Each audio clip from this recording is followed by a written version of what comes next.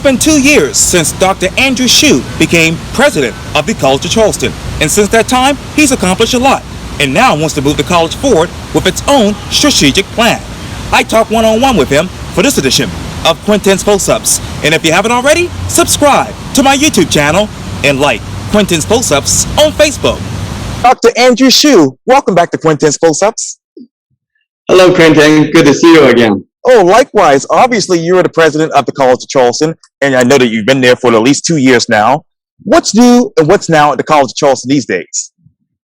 So the College of Charleston, of course, has its new 10-year strategic plan developed about a year ago, and we're a little over a year into the implementation of our new strategic plan. The new strategic plan is actually titled Tradition and Transformation. So we're focusing on transformation, but keeping in mind that the reason that the College of Charleston is such a great institution is because of its tradition, and we certainly want to keep that tradition, but we also want to be one of the most innovative universities in the country. What particular traditions have allowed your school to obviously transform and really grow over the past couple of years?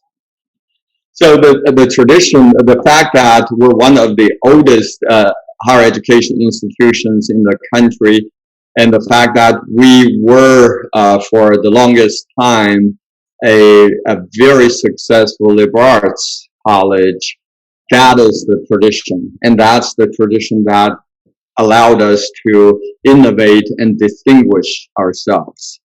An example of that is obviously we're now focusing on the transformation piece, and for the transformation, we're working on several different areas: student success, faculty and staff success, and academic distinction.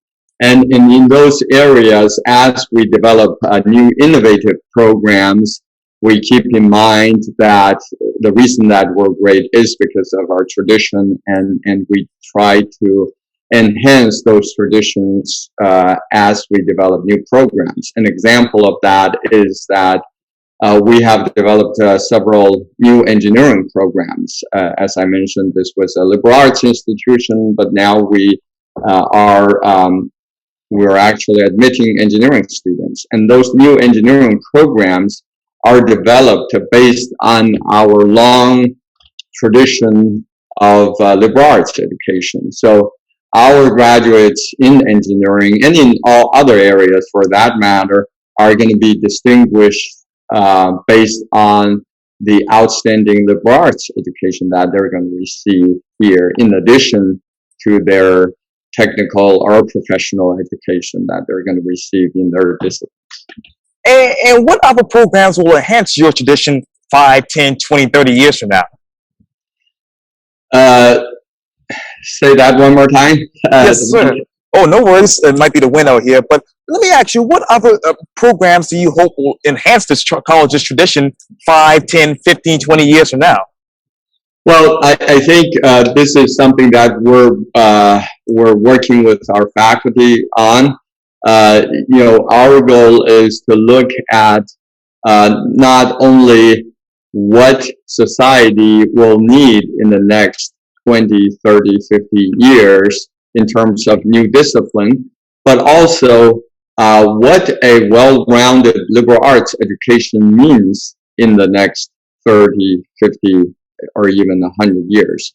So the College of Charleston is hoping to be the leader in the country in innovation on liberal arts education.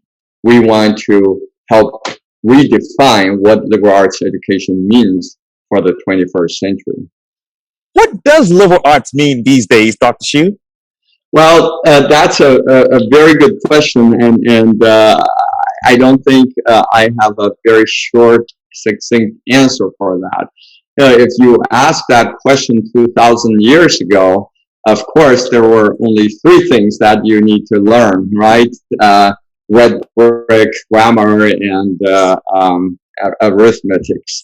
And then if you go back 500 years ago, there might be seven things that you need to learn well, and you have philosophy, music, and astronomy and things like that added to the list of three. But in the 19th and 20th century, liberal arts education has redefined itself again and again, right? So now you have gender studies, you have African American studies, you have all sorts of language programs, international culture, political science, history, you name it. So now liberal arts education is defined broadly. And the question is that spectrum going to continue to grow? Really, liberal arts education is the education that a student needs for him or her to function as a responsible citizen. And what does that include evolves as time goes on. Like I said, from 2,000 years ago to 500 years ago to 100 years ago to now, it's been a continuous evolution for what society needs a responsible citizen to understand. And that will again change in the next 100 years, and that is why the College of Charleston needs to be the leader in help redefining it. We already have 250 years of history helping redefine liberal arts education, and certainly we will be able to help redefining it again in the next 100 years. And how do you enhance existing programs and invest in new programs that align with your mission? So what we do is we look at the general education requirement of all the disciplines, and we also, as we design new programs such as new engineering programs, new business programs, new health science programs, we also look at what are future needs for the workforce, for the society, and we try to make sure that we develop a curriculum for these new programs to include all the liberal arts elements that are desirable.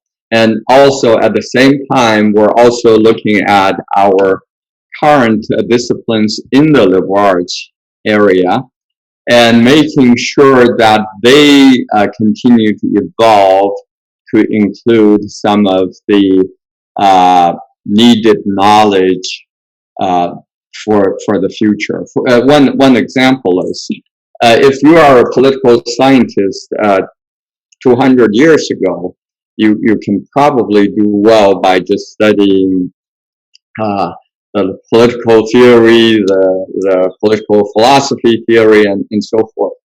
But these days, if you're a political scientist and you don't know how to do polls, you don't understand statistics, you don't understand, for example, how to use artificial intelligence to help you interpret your poll results and data, then you're not going to be a very successful political scientist. So things do change, and I would venture to say that for the future, for the successful political scientists, philosophers, and historians, and so forth, if they don't, and social sciences, if they don't have a good understanding about the development in technology, such as, whether it's computer-related technology or biotech or AI, then they wouldn't be a very successful citizen or a very successful historian or social worker. So those are the type of things that we're not only looking at in the new disciplines that we're developing, but we're also looking at the disciplines, the long existing disciplines that we are so proud of, that we have a long history of excellence of, and trying to innovate in those areas. And let me ask you this: how will you develop and implement a data-informed annual program review progress or process to drive existing and new academic programs? So we're doing several things. Obviously, these days you can't really make meaningful decisions without being data informed. So for anything that we are proposing to do, we would first look at the data. For example, we have 3 pillars in our strategic plan that we're focusing on. The 3 pillars, as I mentioned, is student success, employee success, and academic excellence, right, or academic distinction. So in terms of student success, what we first do is we would look at the data, and then we would look at what are the places that we are falling short and that we could improve, whether it's our students dropping out after first year because they couldn't handle the academic rigor, or because they can't handle the social environment of a college after high school, or are they failing it in their junior and senior years because of the rigor of their discipline. We use those data to inform us on how to better help our students. So, and then once we have those analyses, in fact, we already had some of those analyses, we are figuring out ways how to address those issues. For example, one way to address it is through a advice software, a student advising software that actually actively looking at student performance data on a daily basis and flag students that might get in trouble in a timely fashion, and then alert advisors to the fact that a student might be falling behind, but also alert the students so that they know. And it certainly uses artificial intelligence in those analyses, and it also look at what are the things that the software would actually suggest. What are the things we need to do in order to help that student, right? So if it's a financial issue, if it's a performance issue, if it's an emotional issue, then we will have human intervention at some point based on the computer data analysis. And speaking of money, Dr. Shu, how do you create new revenue streams and strong financial modeling to ensure sustainability? And, obviously that will facilitate enhancing your investment in students, employees, and those programs. That's a very important question. Obviously, in order to implement a new strategic plan and enhance faculty, staff success, student success, and develop new programs, we need resources. So there are a couple of things that we're doing to achieve that. When you talk about financial health, there's the expense side, there's the revenue side. So our first approach is to actually improve our efficiency and reduce our expenditure to improve our financial situation from the expense side. In other words, we try to reduce our expenditure, right? So we've been very successful, especially during COVID. In fact, we see it not only as a challenge, but as an opportunity. We know we have inefficiencies in the institution. That's probably true for every or any institution. There's always ways to improve efficiency. And during COVID, because of the financial difficulties brought on by COVID, we looked into our efficiency, and we improved our efficiency quite a bit. And then, of course, with that done, we look at the revenue side. There are several things that we're trying to do on the revenue side. Obviously, students bring in our revenue, and so we are trying to increase our undergraduate enrollment. We're also trying to improve our graduate enrollment. We're also trying to improve the number of transfer students that we bring to our campus. So those are all things that we're trying to do to improve our financial situation. And then obviously we have auxiliaries, we have residence halls, we have dining halls, we have all sorts of other. We also have athletics as an auxiliary, and we're improving both efficiency as well as revenue through more customers in those areas. And the last area, of course, is philanthropy.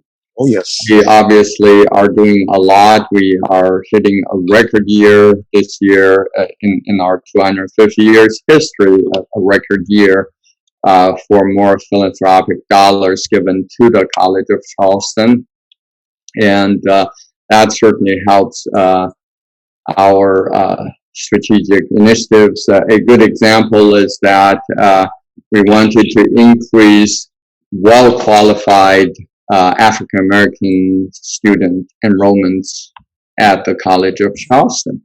And so we established a 1967 program. 1967 is the year that we integrated the college. So we call it 1967 Scholars, and we raised about $700,000 already for that scholarship programs. We're going to have 12 1967 scholars coming to our campus, all top students in our high schools.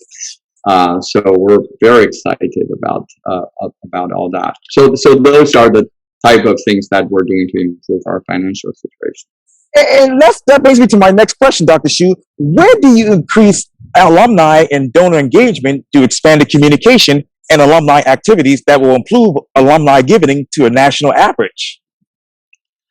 So we had our alumni giving actually increased 23% this year over last year. So we are already doing that, and this is why we're setting a record year for our philanthropic giving, and obviously our goal is to have even more alumni involved in the college and give back to the college. In fact, any alumni is watching this.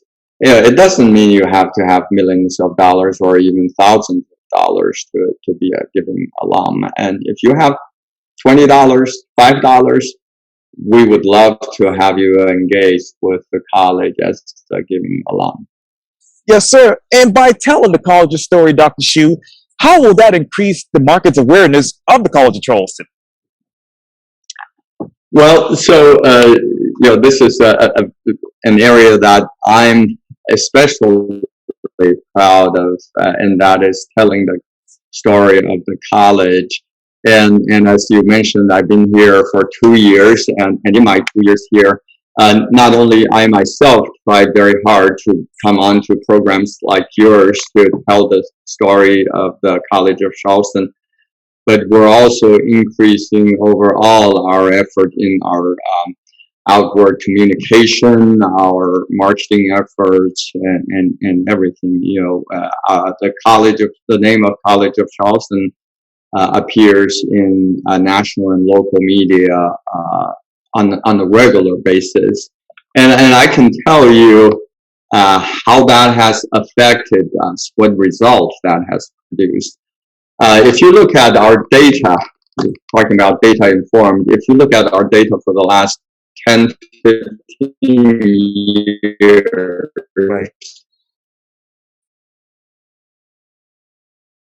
our normal year, last year we reached 14,700, and this year we reached over 20,000. We doubled the number of students who applied to the College of Charleston.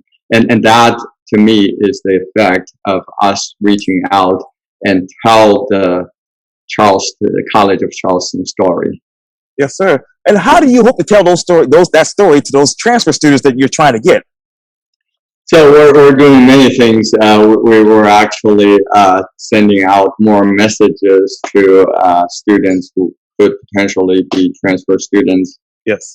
We're also working with our partners in the technical college or community college colleges, and that's obviously where we get most of our transfer students. So we're looking at establishing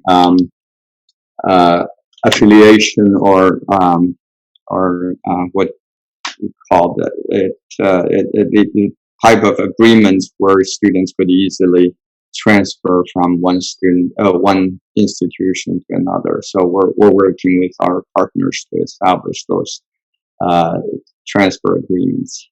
And how do you increase the value of a College of Charleston degree, resulting in an increase in the net tuition, obviously, revenue?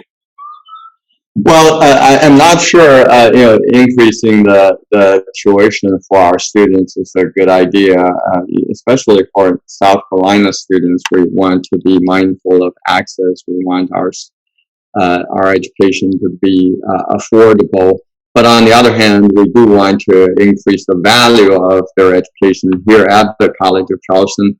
And I think the best way to improve the value of their degrees is through two things. One is to improve our academic reputation and academic distinction so that employers would come here to look for their future employees, which we, I think, are doing a good job. And the other is, of course, to make sure that our alums are successful in the real world, which again, we're doing very well. We have many very successful alums, and we just need to tell a good story about our successful alums. But that also comes back to the pillar of student success. If our education is successful, that will ensure the graduates to be successful in the workforce, and that in turn improves the reputation of the college and improves the value of their degrees. So everything is connected, all the way from student success to alumni success to telling a good story. Yes, sir. Let me turn to COVID and let me turn to the obvious. As you know, you got a recent letter from the Attorney General basically saying, hey, we've got some inquiries about the way you guys are putting together your COVID policy for the fall. You said, hey, we're not obviously, asking people for mandatory vaccines. Let me ask you this, Mr. Shu. What inquiries did you actually receive when it came to your particular COVID policy? So the inquiries are mostly about what is required and what is recommended. And we're following CDC guidelines. We're strongly recommending every student and every staff to get vaccinated. Obviously, we're not requiring students or staff to get vaccinated. We will not discriminate against anyone who's not vaccinated, and students don't have to be vaccinated to be enrolled here or to participate in any classes or extracurricular activities. But on the other hand, for the safety of the campus, we all saw what happened last year, and we actually had a fairly difficult time back in January, where we had over 100 students being either isolated or quarantined on campus, which creates a very stressful situation. So we, for the health of our campus or for the success of our classroom academic programs, we strongly recommend everyone to get vaccinated. Dr. Shu, let me ask you, did you all try to circumvent the state law with this particular plan? I don't think we did. No, I think there was some, I guess, miscommunication about the requirement of testing. We explicitly said right from the beginning that we were not going to require vaccination, but we did say that we would require testing of those who are not vaccinated. And that is not different from other universities in South Carolina. In fact, if you look at the website of some of our peer institutions in South Carolina to this day, that is still what they say on their website, right?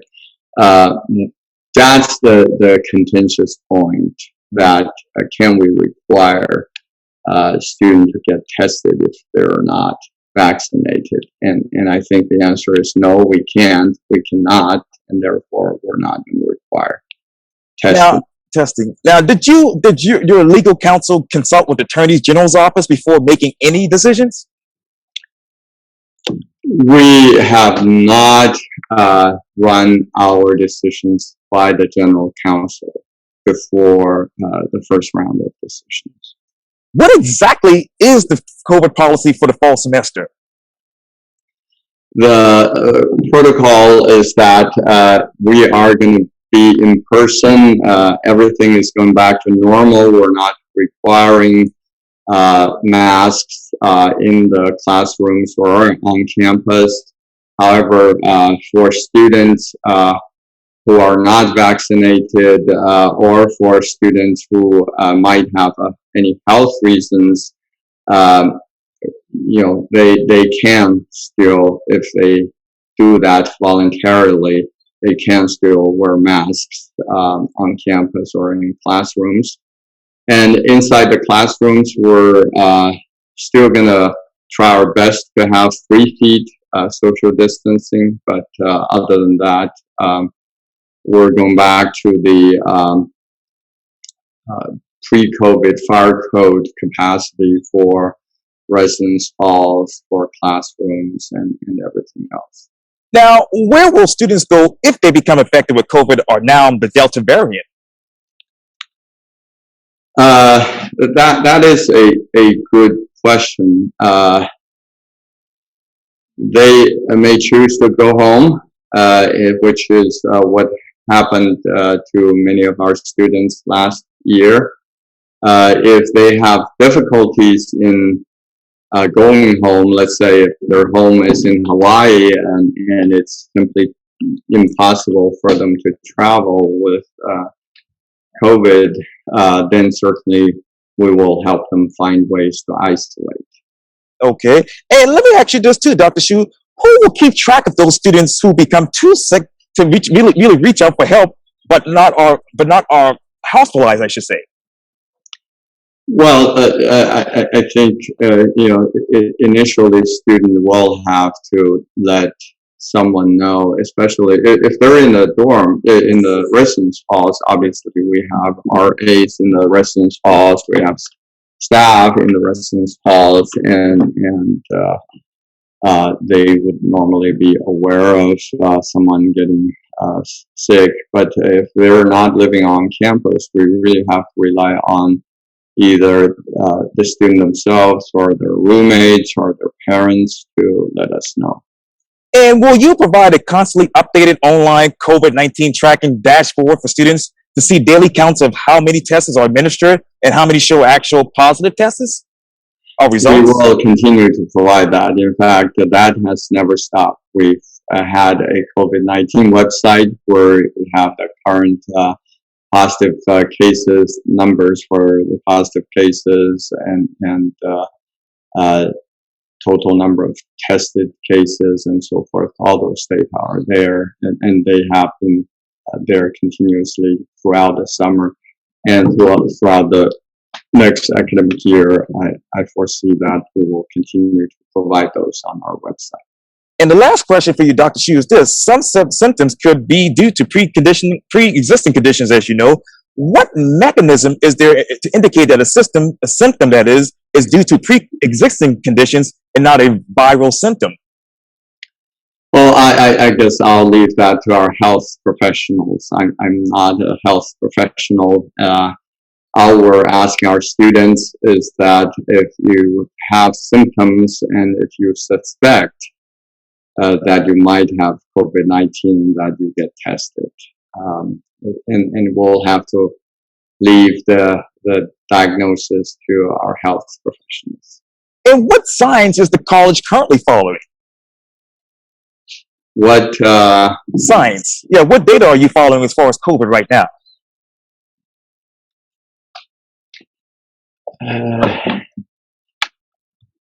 The data we're following right now is basically just infections on campus, infections in the tri-county, low-country area in the state, and those are the general numbers that we're following. Okay. Well, Dr. Andrew Hsu, thank you so much for your time. And again, welcome back to Quintin's Close-Ups. Thank you, Quintin. Very nice to talk to you again. Yes, sir. You too. And I'll see you back downtown. Yes.